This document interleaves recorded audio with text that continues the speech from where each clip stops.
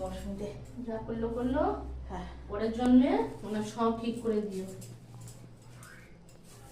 দে তুলি তুই ঘুরে নিয়ে আশপাশ দুটো সময় কর। হ্যাঁ আগে মাছ পুরো ঘুরিয়ে নে, দুজন পুরো ঘুরিয়ে নে। হ্যাঁ